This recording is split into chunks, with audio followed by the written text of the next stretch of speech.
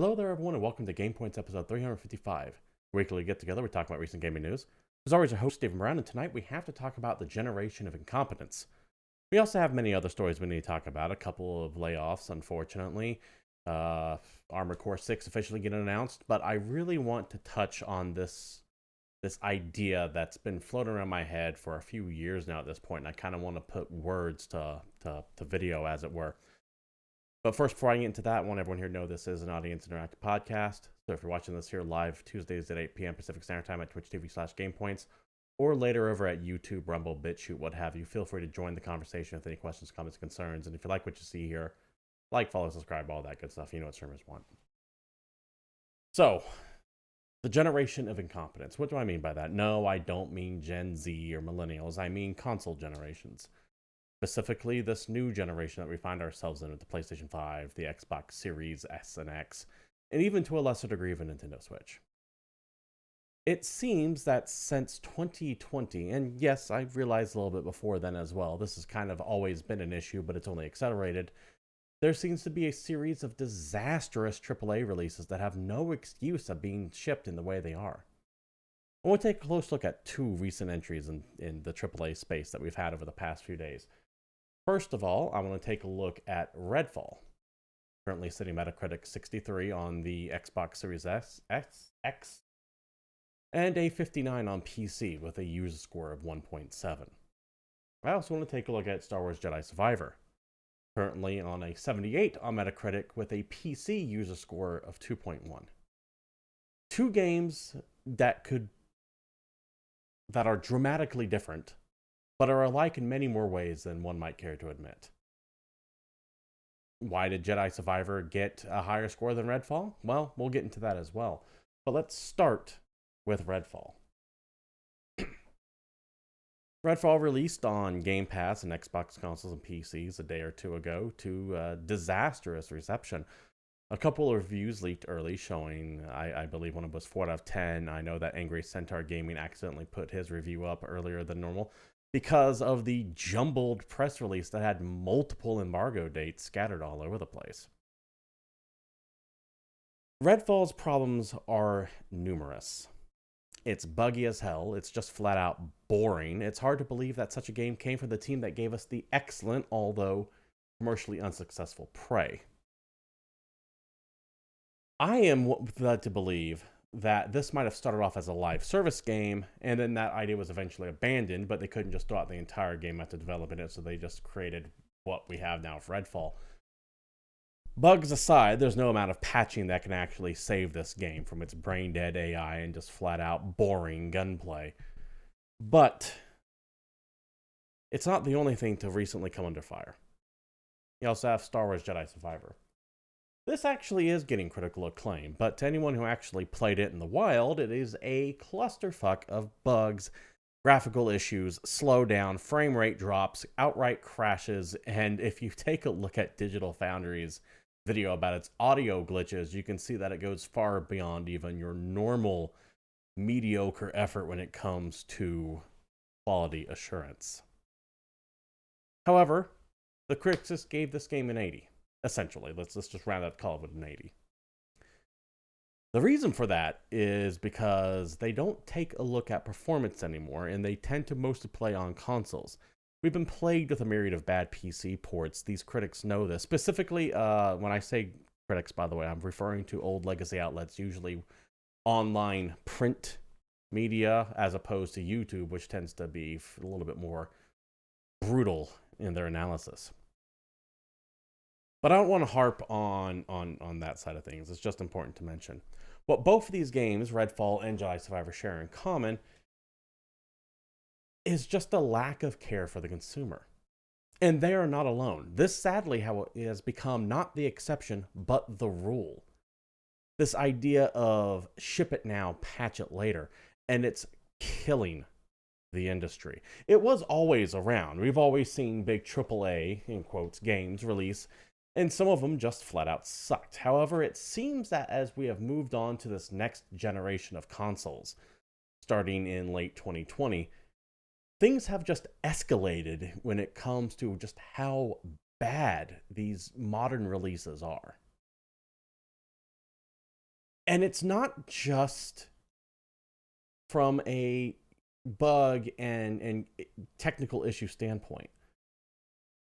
There are a myriad of issues plaguing this industry in what I'm calling the generation of incompetence that really seems to have kicked off in earnest in 2020, but once again has been a while for a while. And yes, once again, we've seen them before. See Anthem, Fallout 76, etc. But somewhere around 2020 is when you started to have all these bad PC ports from Sony coming out, for example. Horizon, Last of Us, the Sackboy game, Uncharted. All of them mediocre PC ports.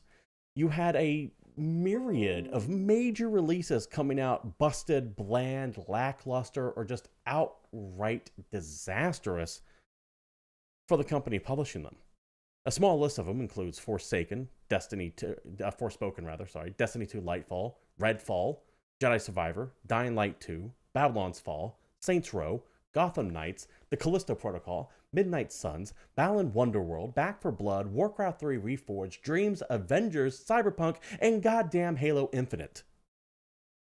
Microsoft's crowning jewel in their catalog.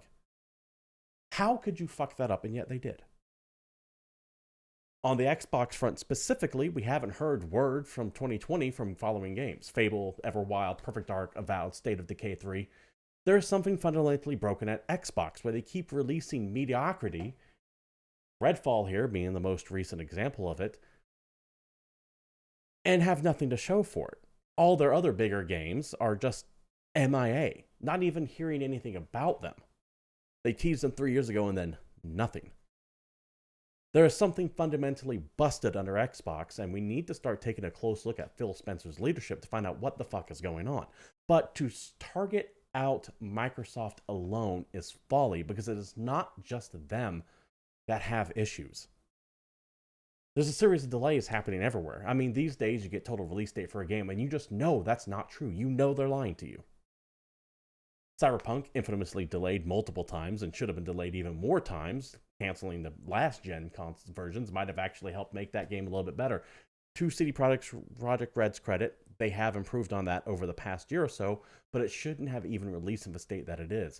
This still is the only industry that I can think of that you can buy a product broken and somehow is it acceptable for the people who made it go, oh, don't worry about it, you'll get the rest of it in a year. Do that with a car. And see how far that gets you. Ubisoft, for example, hasn't produced anything in quite a while. Of note, Far Cry 6, I think, was the last thing major they had come out, and that was back in, 2001, I believe? We don't know what they're doing. Sony has been dead silent on whatever the hell they have coming up. Activision Blizzard, marred by a series of horrendous abuse allegations, and even a good release like Doom Eternal is marred by the Mick Gordon music bullshit. There is something rotten at the core of this industry right now, and it is showing its face. And it would be easy to blame it on COVID or just blame it on the economy in general, making people make cuts everywhere. But this has been festering for much longer than just the few years that it seems to have started from. There needs to be like this come to Jesus moment in the industry when they go, hey, what the fuck is going on? And it can't just be because games are getting bloated and unwieldy. That could be part of it, I'm sure. This need to constantly overtopping yourself over and over again. But then you look at small independent games like, say, Vampire Survivor or Among Us that are doing excellently right now. Or at least did when they came out, I should say. I have no idea what is going on. But it does feel like the industry is on a bit of a precipice. And that at any moment you can see it just fall into the abyss. I have alluded to the fact that I do think major publishers are going to fold completely over the next year or two. And I've been admittedly making that claim for a couple years now and has yet to happen, but you're starting to see the cracks. Activision Blizzard clearly wanted to sell Microsoft a deal that has been seemingly blocked by the UK at the moment. which doesn't change the fact that they're still looking to sell. So if Microsoft doesn't buy them, who will? Tencent? The Saudi Arabian PIF, or PID, whatever the Prince Fund is. Hell, maybe Sony. Sony doesn't have the cash for it, I don't think, though. Square Enix also seems to be trimming down to do the same. Same with Ubisoft. I am convinced the reason why you haven't seen much production out of Ubisoft is because, well, they're trying to shape up into a state that someone's willing to buy them. It's just that Ubisoft is so massive and scattered across the globe that it's just not worth it. So I doubt they'll be able to find a buyer. It is not a healthy industry at the moment. And it certainly isn't helped by bullshit like this, which is ship it now, patch it later. And once again, Jedi Survivor is just as broken when it first came out. Now, admittedly, they did have a patch come out and apparently has fixed a lot of the console issues. But PC is still struggling as we speak. It's still having major, major issues on PC because it's that fuck you, you'll buy it anyways mentality a lot of these publishers seem to have. Compounded by the fact that games are now $70 now. We're entering a major recession across the globe that's going to be around for a good long while. More and more people are tuning out.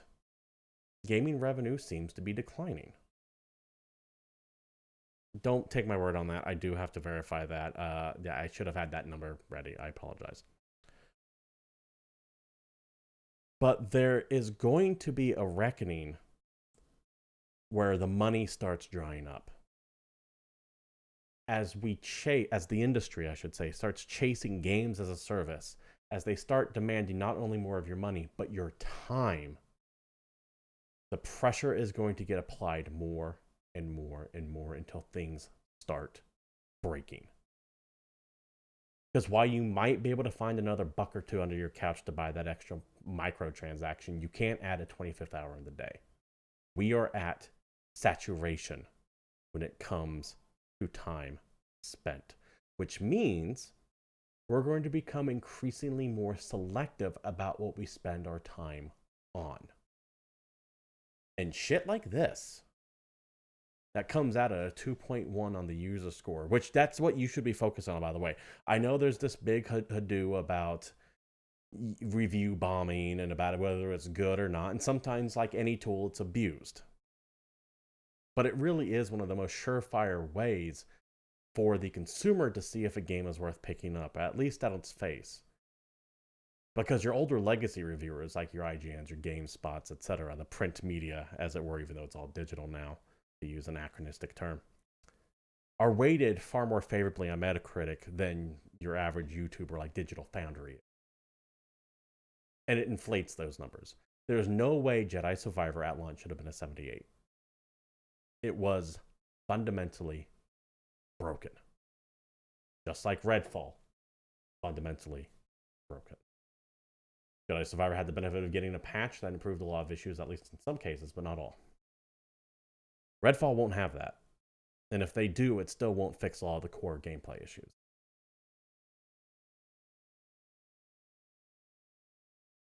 And these are not going to be the only ones that comes out. You should be terrified for Starfield. You should be worried about Final Fantasy 16. You should be highly concerned about whatever state Diablo 4, despite its good impression so far, is going to release it when it comes out. We are in a time of mediocrity and incompetence when it comes to game development. Turn to your indie studios. Turn to your smaller teams that don't have to answer to a timetable. That's where you're going to find the quality. And this has been something that's been on my mind for the past few years now. As I've seen just the quality of big budget AAA fare.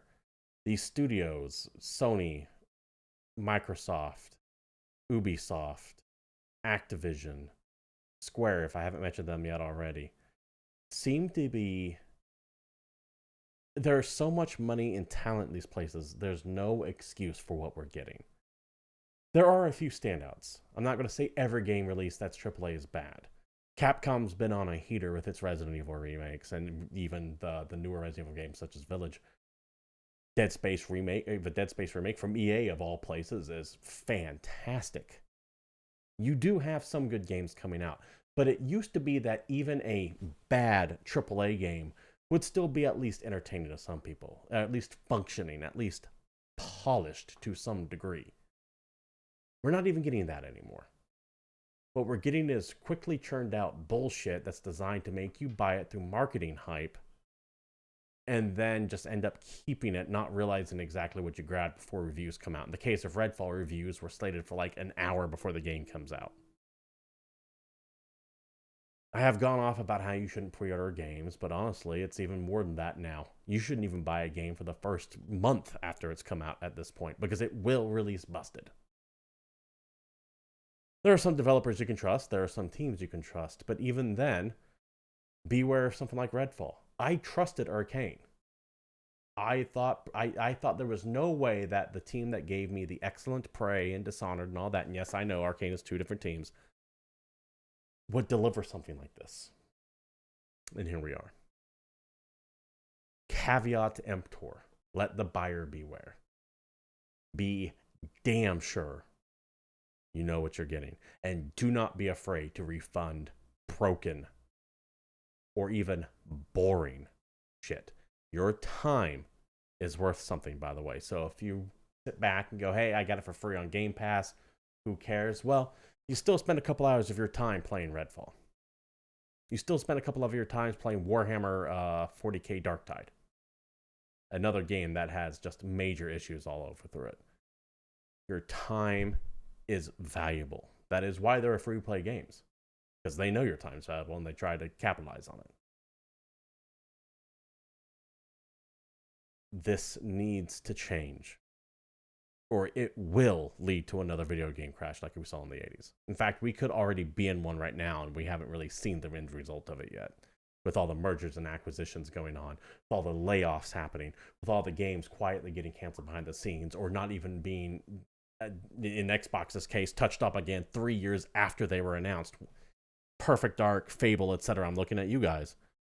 Mass Effect 4, where the fuck that is. They announced it and there's nothing more on it.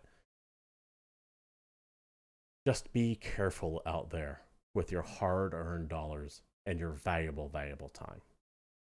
And do not give it freely, and do not spend it frivolously. That's all I have to say. Let's move on to some news, shall we? Let's go ahead and go to Video Game Chronicle here. This is a bit of a warning. No, there will be no spoilers here, but I do want to make everyone aware that Tears of the Kingdom, the new upcoming Zelda game, which launches, I believe, on Friday, has leaked in its entirety.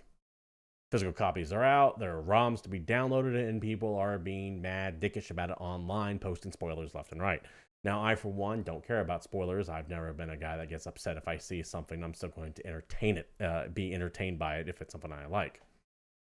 However, I know a lot of people out there are looking forward to these things. Zelda games are few and far between, and, well, just be aware. Be very careful. Hey there, Soul Glove. How are you doing today? Redfall, they set themselves up for that one. No problem. By all means, it's good that you guys got home. Hope you have a good night. And yeah, Redfall did set themselves up for it. I do get the distinct feeling that that game was designed to be something else, and then they just said, well, we can't make this anymore. Just ship it out as it is. That's a completely different rant, but that is kind of alluding to my point. There's something else. Oh, Red Fail. Sorry. Yeah, it's all the same. Anyways, back to the topic on hand. Yes, be aware that Zelda Tears of the Kingdom is currently leaked out there, so just be aware of it. Also of important to note that Armored Core 6 has been officially announced. Now, the last show, we were talking about how the rumors saying the announcement for this is imminent and also gave a release date. Well, it turns out all that was correct. Armored Core 4 announcing that the Fires of Rubicon will be making Planetfall on August 25th of this year. I do appreciate the quick turnaround on this. I am enjoying this whole announce it and then give a date that's only a month or two away. I know that Armored Core 6 was officially announced a little while ago, but it wasn't years ago, like we were talking about earlier. It's been about 10 years since the last Armored Core game, by the way.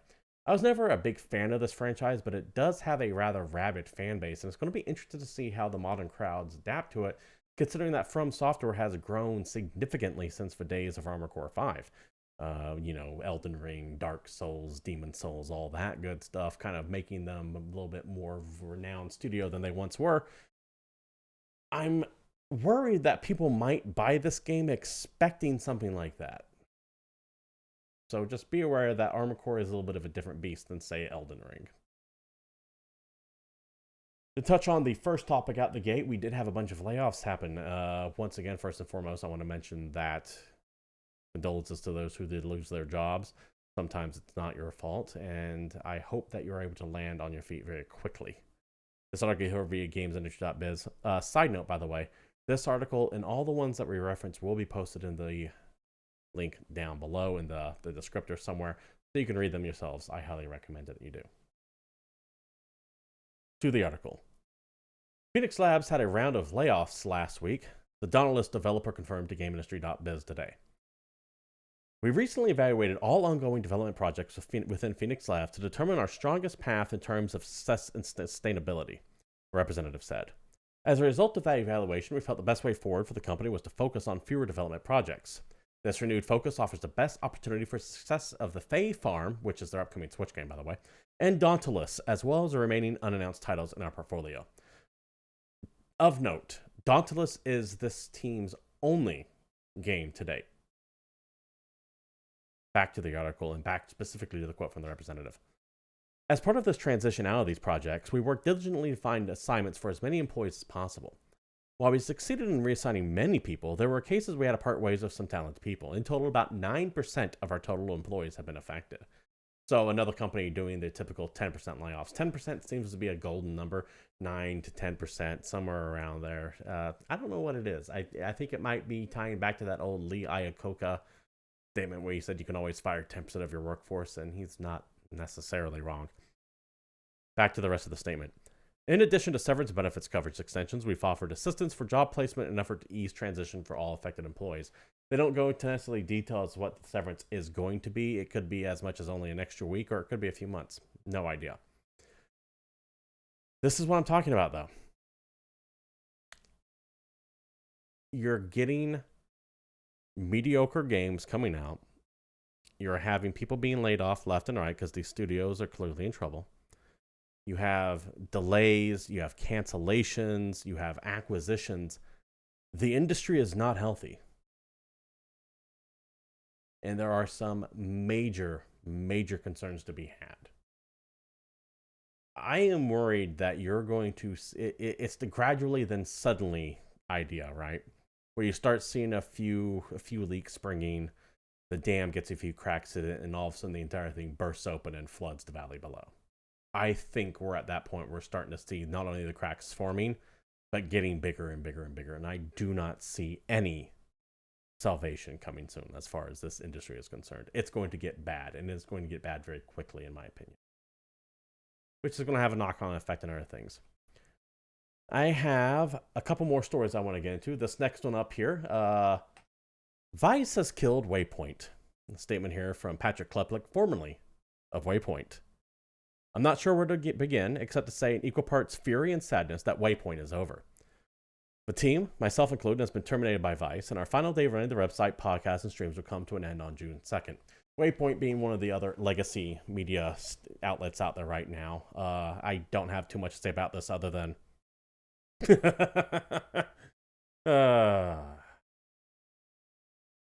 Get fucked. My hatred of Waypoint and a couple other sites have been known for a while there, though. This falls into the good riddance category. May you never find another job in this industry again, Patrick Klepik. Moving on, Entertainment Weekly here, as we get to some entertainment news. I have two movies I want to talk about here. First up here, Super Mario Bros. Movie crosses 1 billion at the global box office, showing that not everything is a failure, at least right now. Nintendo has been notoriously shy to do any kind of theatrical thing with their properties ever since that disastrous Bob Hoskins, John Leguizamo Mario movie that came a couple decades ago. But it seems like the tides might be changing with how well the Super Mario Bros. Movie has been doing. To the article itself. The Super Mario Bros. Movie is the first movie of 2023 to gross more than $1 billion at the global box office. The animated adaptation featuring the voice cast of Chris Pratt, Jack Black, Anya Taylor-Joy, and Charlie Day grossed $490 million at the North American box office and an additional $532 million worldwide, bringing the grand total to $1.2 billion per ComScore. That is an impressive haul. However, Mario, there's no reason why it shouldn't be a billion-dollar movie. We all have the old John Leguizamo, Bob Hoskins movie stuck in our heads, and even Nintendo has that, which is why they've done nothing when it comes to multimedia projects with Nintendo. However, more important than Mario being successful is the potential this might open up to other Nintendo properties making their own theatrical debuts, or even TV shows, or little web series, or God knows what. A Legend of Zelda animated series that wasn't just the "excuse me, princess" that we got back in the 80s. Maybe something actually worth a while in the vein of the Castlevania Netflix adaptation. We might get an amazing Metroid movie. Imagine Metroid directed by Ridley Scott, the man who came up with Alien, which Metroid heavily was inspired by. Jesus Christ, that has the potential of being amazing. And now that Nintendo has seen that their properties can make money in Hollywood, maybe they're willing to be a little bit less protective of them and maybe take some risks with it. I specifically call out Metroid because as much as I love that franchise, it really isn't all that successful, Nintendo. It sells decent, but it doesn't sell Smash Brothers or Mario Kart or even Mario mainstream games. It doesn't sell Pikmin, or not Pikmin, Splatoon levels. It doesn't sell Zelda levels for damn sure. I'm hoping that maybe we'll get some good stuff from other Nintendo properties, Zelda and Metroid being two that come to my mind off the top of my head. However, not to be outdone when it comes to games transitioning to other forms of media, this one was a bit surprising to me via Deadline. Vampire Survivors video game and works as an animated TV series from Story Kitchen.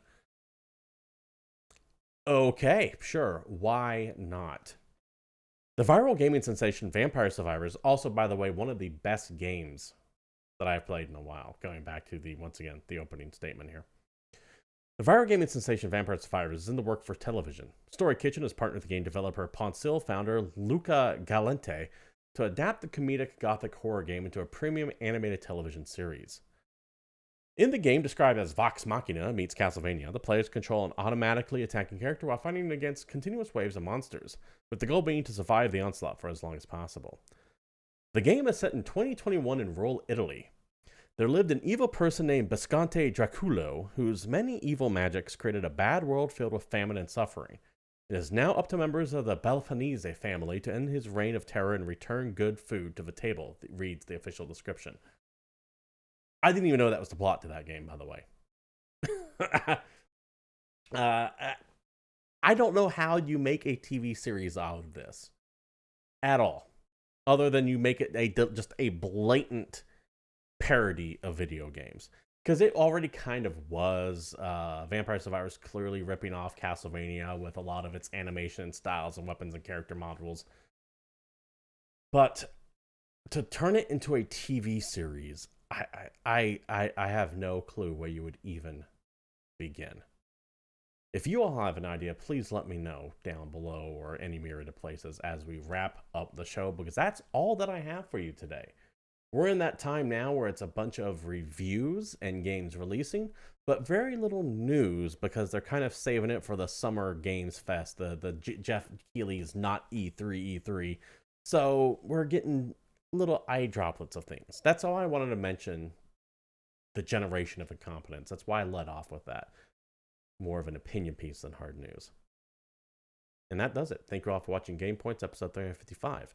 This show does stream live every Tuesday at 8 p.m. Pacific Standard Time right here at twitch.tv/GamePoints, and you're all more than welcome to show up like some of you do. If you can't watch us live, however, I have no problem with that. You can drop on by any myriad of video hosting platforms, be it Rumble, BitChute, YouTube, etc. Sorry, I'm forgetting what I'm saying as my throat's getting very dry. I've been sick lately, unfortunately.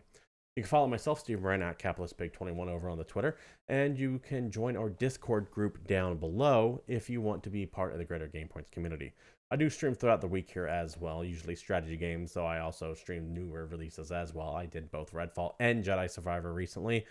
which is what inspired the opening segment of today's show. And of course, if you like what you saw here, like, follow, bit, subscribe, all that good stuff. You know what streamers want. Thank you all for showing up. Until next time, you take care, and I'm out of here.